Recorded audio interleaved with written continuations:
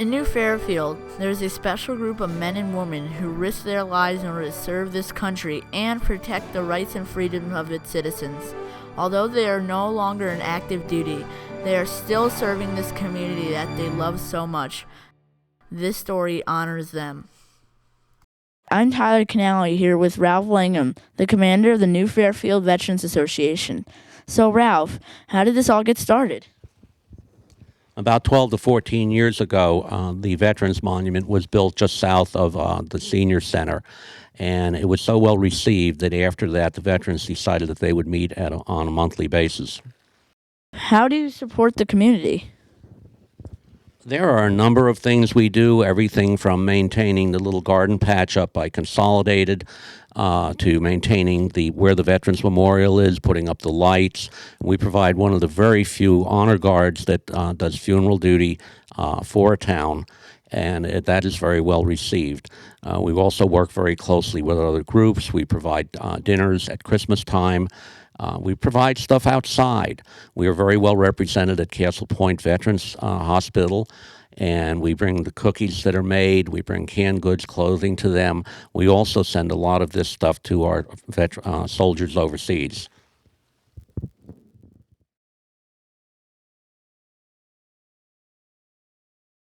I'm here with some of the veterans from this organization. So guys, what's your names? When did you serve and what did you do? Hi, I'm Stanley Britton. I joined the Army in December of 1949 and served until January of '53. I was in the Army, and I was a bulldozer operator and a truck driver, and I served in the States, and I served 1 year as occupation force in Japan and 1 year in the combat force in Korea. My name is Phil Alisi. I went in the National Guard for 2 years, and then I joined the Navy for 4. I was on a troop ship. We took troops all over the world, especially the Far East and Europe, and I was a ward attender down in the boiler room. Hi, my name is Greg Papora. I was a captain in the United States Navy, served from 1981 to 2009, and was an engineering duty officer. My duty stations were Pearl Harbor, San Diego, Norfolk, Virginia, as well as Bath, Maine, building and repairing Aegis cruisers and destroyers. I served for 1 year on the USS Hewitt out in the North Pacific, keeping America free and safe from Russian submarines who were patrolling our coast. Hi, I'm John Logan. I enlisted in the Air Force in 1962, serving till 1966. As duty stations in Duluth, Minnesota, and Taiwan.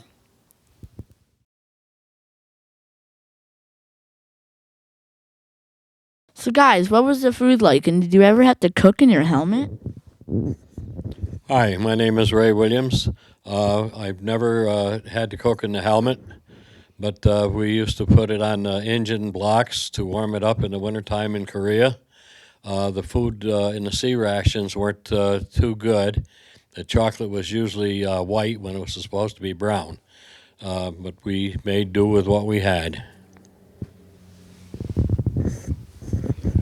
My name is Stanley Gardner, and I was in World War II, and the food was rations when we could get it, and it was not very good. And I waited till the island was secured, and then we had fairly decent food then. But at the time when we were in combat, you had to get what you could get at the time.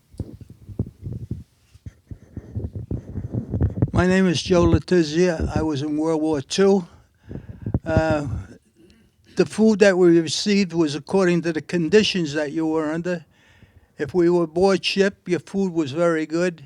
If you were in battle conditions, we received K rations, which were canned beans or bacon and eggs. And in order to have a warm meal at times, we'd have to use our helmets to warm up these canned goods so we could have a warm meal. My name is Carmine Giordano. Served in the U.S. Army from 53 to 56. I served mainly stateside. I was fortunate. The food was mainly good. And on occasion, we had to eat sea rations, which were the canned beans and stuff. And that wasn't the best, but I was fortunate. Like I say, I was stateside all the time. My fellow comrades here, they had some rough times, especially the ones in World War II, and they had tough conditions, but I have to say basically the food was pretty good for me.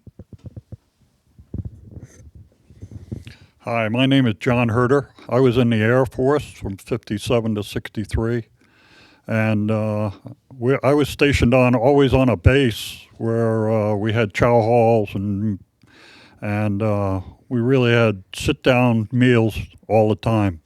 Even when I was in Japan and when I was on Iwo Jima, we had good mess halls. So I ate pretty good.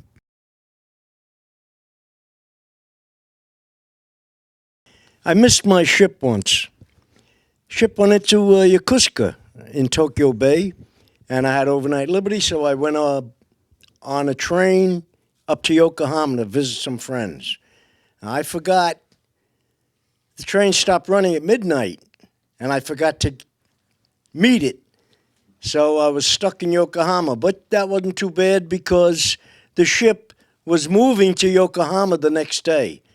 But I wasn't on it, and I missed my morning muster. So when I realized I could catch the ship, I went out there to the docks, and she came in. I got aboard, and naturally, my chief says, "You're a little late, buddy. You're on report." So I went on report.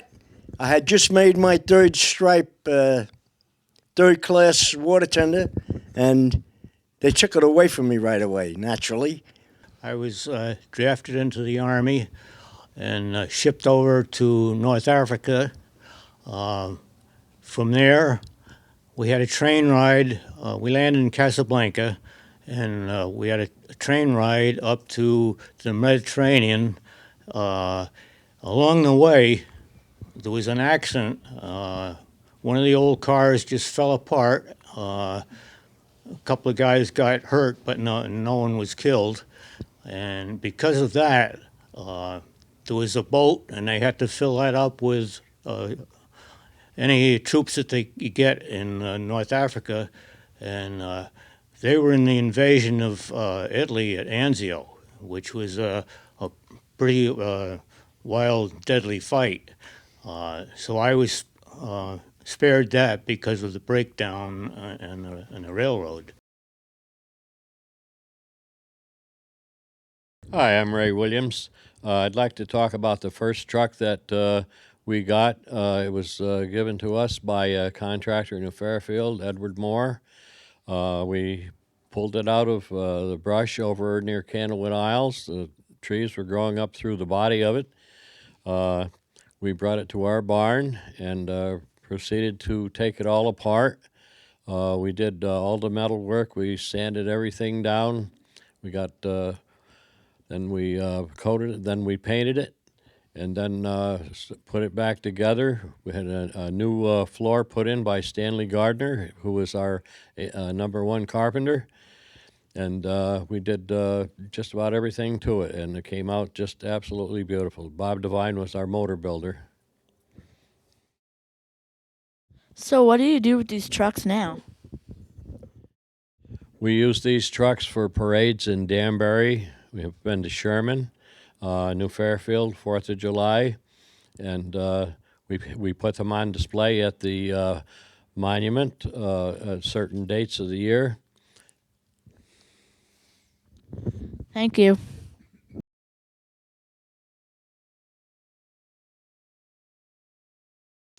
So Ralph, how can the community support you? This community supports us very nicely right now, and we are very appreciative, especially in what we do in the way of giving to Castle Point Veterans Hospital and to the soldiers overseas.